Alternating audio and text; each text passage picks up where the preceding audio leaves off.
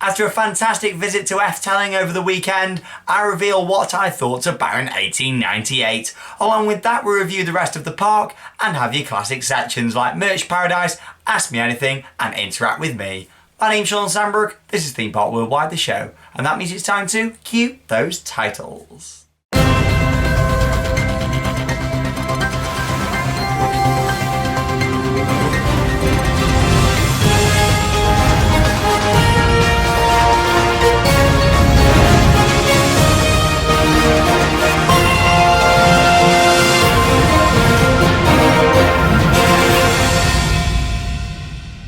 And of course, a very warm welcome to this week's episode of the show. So I'm going to go through what I thought to F-Telling this week. What a beautiful park. I had a fantastic weekend. 3 days at the park. I don't think you'd need 3 days to do F-Telling. If it's a quiet day, you could do it in a day. But there's a lot of great shows and other experiences to do other than the rides. So I'll go through the 5 main rides that there is and shows. And we'll go from there really. Of course, Baron 1898 was the main draw. B&M Dive Coaster, flawless trains, runs 3 trains, 6 in a row, 18 per train in total. The throughput was good for that. It has a single rider queue. That was around 25 minutes standard. Bear in mind the ride was only a week and a half old when we rode it over the weekend. The main queue was anything from about 40 minutes up to 80 minutes. The most we waited was 80 minutes. The least we waited was about half an hour in the main queue. You can pick your row quite early on. There's a separate queue for front row. There's a separate queue for rows 2 and 3, which are merged together, so you've got 2 different lines there.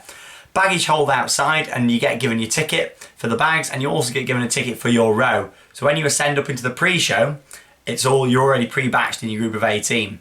You watch the first pre-show, 18 of you, along with the other 18 from the train, what will be next in that room.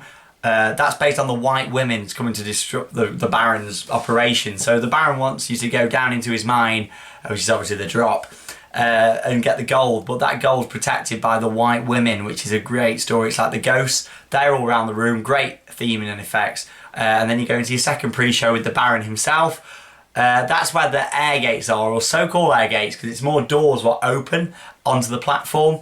As soon as that opens, after about a minute of being in the room, you're straight onto the train. You've got a baggage hold in there as well for any smaller items like your glasses and stuff. When the ride gets dispatched, obviously with it being a floorless, the floor goes down. It's not just your standard 3 metal bars like a normal floorless coaster. It opens up, a massive gate opens up. Into your third pre-show, you've got all your ironwork and stuff in there, all your cogs moving around at the side, and of course the white women are back. Really good effects, and you may as well watch the POV of that. I can't really explain it, it's amazing. Really good state-of-the-art digital mapping in there. It's been done very, very well. Very good. Obviously the ride itself, fantastic. 2 inversions on there. Helix. The Helix is so intense. Really, really enjoyed it. Out of the new B&M coasters, it's definitely the most intense. B&M these days, they don't produce the most intense of coasters, but it is quite intense. There's a couple of moments where you're intense, especially coming out of the first inversion as well. When you're coming out of that Inelman, that's also quite intense. What a great ride. 10 out of 10. I loved it. A fantastic coaster. It really is. It's one of my top rides out there. Up there with Helix, Shambhala, in terms of my favourite rides. So F-Telling has done a fantastic job. What a great ride. There is a complete experience video now online on the channel. Make sure you check it out, because you see that whole experience and not have to listen to me explain it all. But I loved it. Personally, I thought, all know that I'm a theme park enthusiast, not roller coasters as such. I love the coasters, but I love the parks. And this was a heavily immersed themed experience. I loved it to pieces. It was great. And the vlog will be online this weekend where you'll be able to see our first reactions to that as well. Other great rides then, Flying Dutchman, the water coaster. That's really good, very well themed. You've got Vogel Rock, which is an indoor coaster from Vekoma. Again, very well themed. You got some good lighting and audio effects in there. Georgian Dragon, which is the GCI twin track racing wooden roller coaster. That's not one of the best woodies I've done. As you'll see from my reaction in the vlog, it was good, but it wasn't anything to rave about.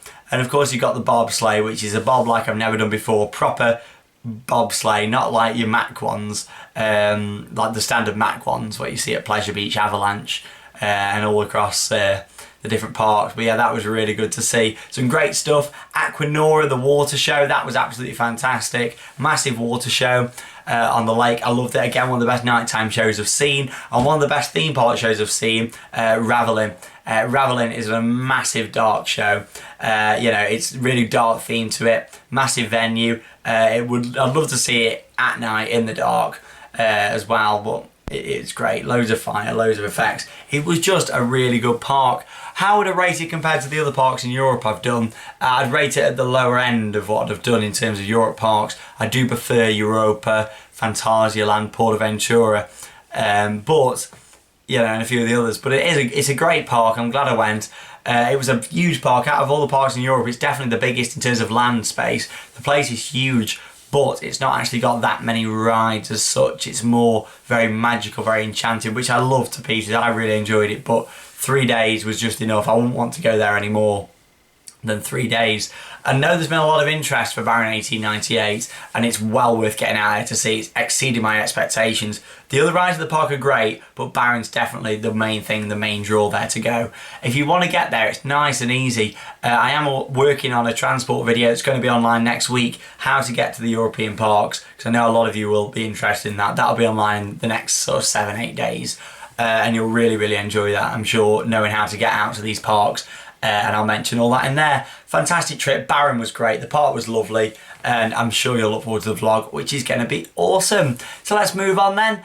From that absolutely fantastic trip, like I say, Baron lived up to everything I was expecting and more. That is a fully immersive experience. Just beware if you do watch the POV or the complete experience. I'd recommend more the complete experience. It does contain the whole thing, so if you are going, maybe don't watch it if you don't want to spoil what you're going to see. Fantastic park, really enjoyed it, and I will go back in a few years' time. Is it a park I'd rush back to straight away? No, it's not, but it was a great park, and I can see why people highly regard it like they do. I really enjoyed it. It's definitely in the top 10 parks that I've done. It was very good, and I did enjoy it a lot. So let's move on then to this week's Merch Paradise.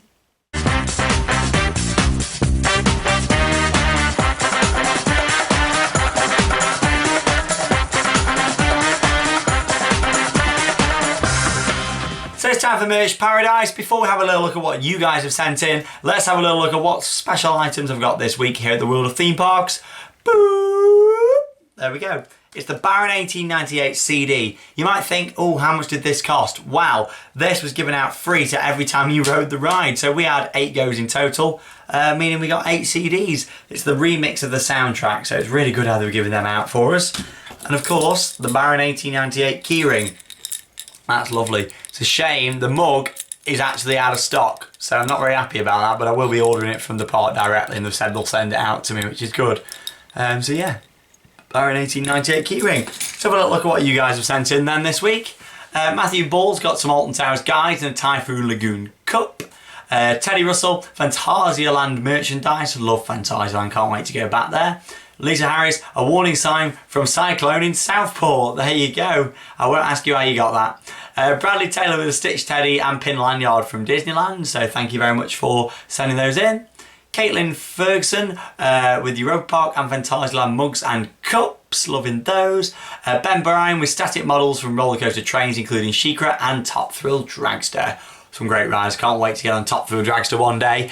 So thank you very much for your merchandise. If you got some more pictures of your unique merch, send it in to me. You can tweet it in at ThemeParkWW, or you can send it as a private message on the Theme Park Worldwide Facebook page. And coming next week, emails. Questions, questions, questions everywhere. So it's time for Ask Me Anything this week, the part of the show where you send me in questions and I give you the answers. Dan Bannon, if you could build a theme park anywhere with coasters, flats and dark rides, where would you build it and what attractions? Oh, well, I'd love to build something in the Midlands, to rival some of the parks around here. A very heavily themed experience. I'd have my favourites in there. I'd have a Mack Mega Coaster, B&M inverted coaster and a dive coaster.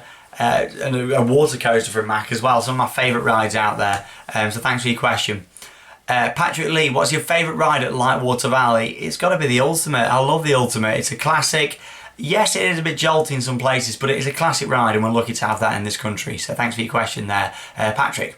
Callum Keeney, what were your top 3 coasters in Orlando? See, this was a tough question. My top favourite coaster in Orlando was Expedition Everest, due to the whole theme and feel of it. I also really did like the the rides at Busch. However, if you're going to be technical, Busch Gardens isn't in Orlando, it's in Tampa, so I'm going to leave that out.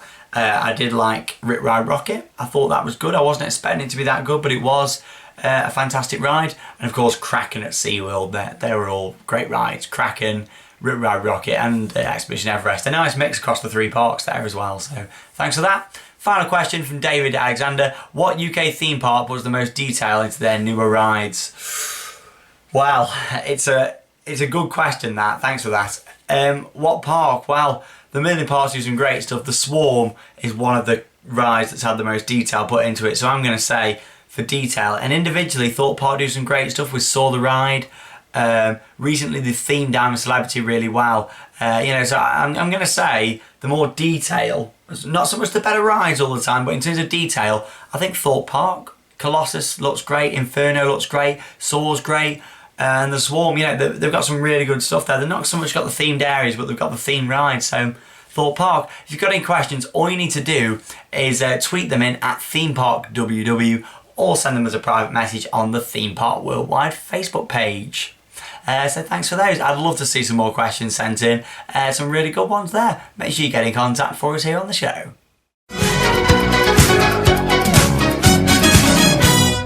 So it's time for Interact With Me, the part of the show where you send me photos and requests and I read them out here for you on Theme Park Worldwide. First off, Danny McGill with a selection of photos from Joyland. So thanks for those. Some great shots there.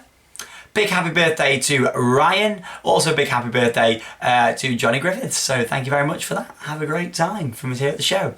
Harry Kirk with an Oblivion on-ride photo. Thank you very much for that. David Stratton, him and his son on the Beast at Creeley Adventure Park. A great photo there. Really good. And Harry Connolly with an on-ride photo from the Flume at Alton Towers.